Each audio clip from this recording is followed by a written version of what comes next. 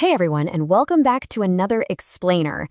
I am so incredibly pumped you're here today because we're diving into a topic that is just, well, it's deeply fascinating, but honestly, it's also super validating.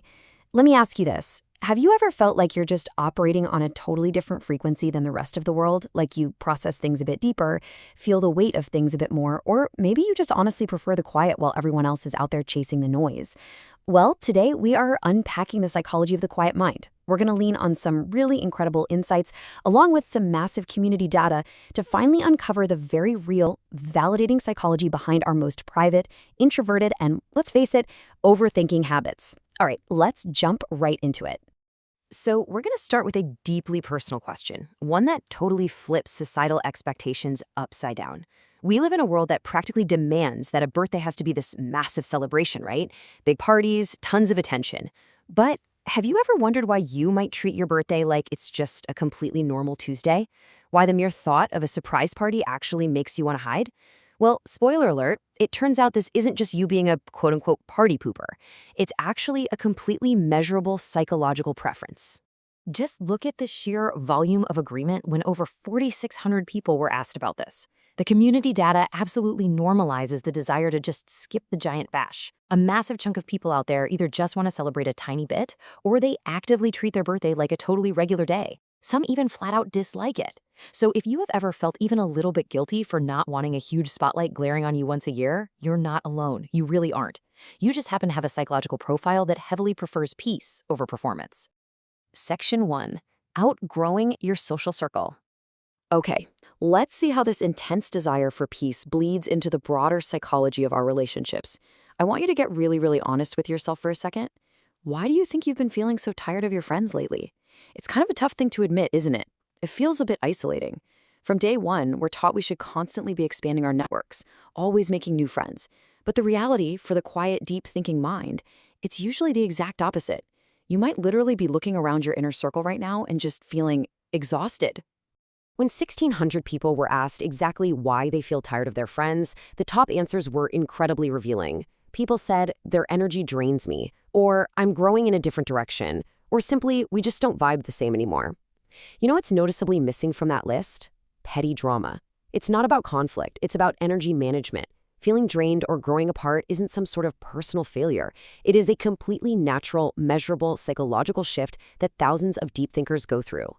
In fact, if we look at another set of data with 1,700 votes asking why some people end up with very few or literally zero friends, the traits are fascinating. People cite having way higher standards for friendships, needing significantly more alone time than the average person, carrying trust issues from bad past experiences, and just being highly independent. So the big takeaway here? Having a shrinking social circle does not mean you're broken. For this specific psychological profile, it's frequently tied to self-preservation. It's about aggressively protecting your energy, upholding those high standards, and honoring your deep-seated need for alone time. And you'll see this relentless pursuit of authenticity heavily influences not just our physical friendships, but how we handle the digital world too. Section 2. Escaping fake connections. We all know we exist in an era with this immense, crushing societal expectation to post, to constantly share, to basically perform your entire life for an audience. But for the quiet mind, there is a constant, exhausting tug of war going on between maintaining that expected digital presence and protecting your inner peace. The psychological relief of just stepping back, of realizing you've outgrown these social platforms, is absolutely profound. Just listen to these numbers. Over 5,200 people weighed in on why they ultimately delete their social media apps, and the options they resonated with most: to protect their peace, to escape fake connections, to focus on real life, or simply because they've just outgrown it. Escaping fake connections is a massive driver here. When you're someone who thinks deeply and genuinely values real interaction, the sheer superficiality of a social feed is incredibly grating. It just is.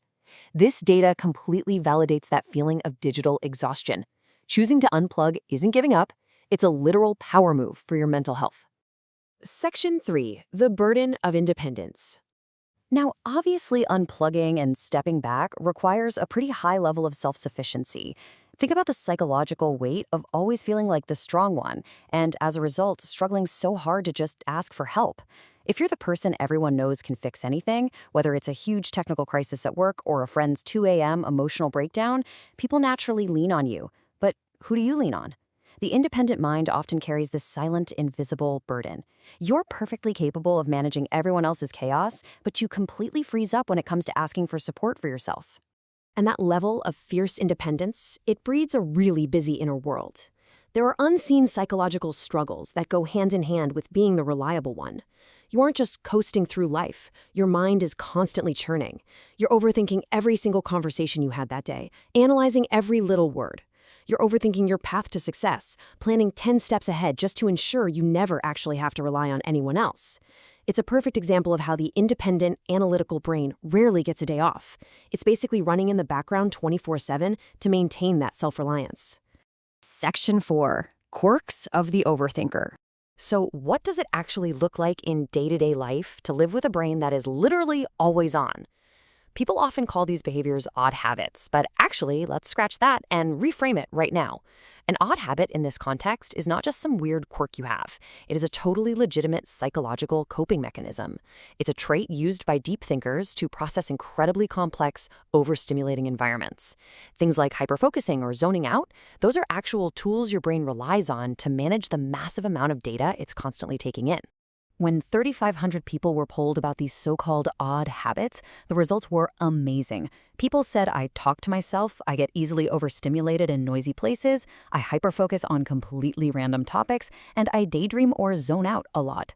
Hearing that really removes the stigma, doesn't it?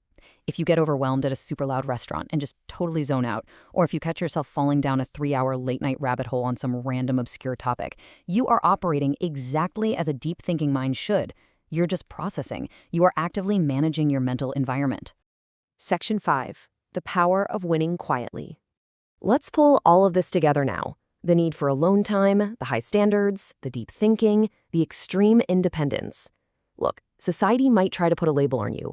They might look at your tiny friend group or your completely dormant social media accounts and casually write you off as antisocial.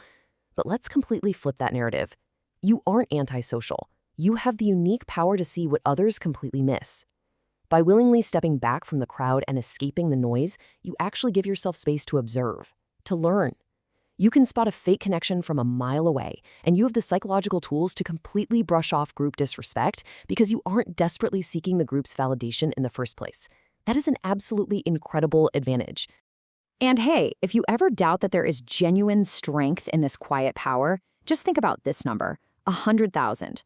That's the scale we're talking about here. There are over 100,000 minds out there validating these exact same psychological experiences. You're not the odd one out, you are part of a massive, quiet collective. As the source material captures it so perfectly, you are not just subscribers, people who think deeper, question more, and see what others miss. I really want you to let that sink in. Celebrate your capacity to think deeply. Celebrate your independence. You absolutely do not have to be the loudest person in the room to be the most observant or the most successful. You have the rare ability to win quietly, entirely on your own terms. So I'm going to leave you with this final, somewhat provocative thought. You have an intensely analytical mind. You fiercely protect your peace. You see the subtle details that everyone else just glosses right over.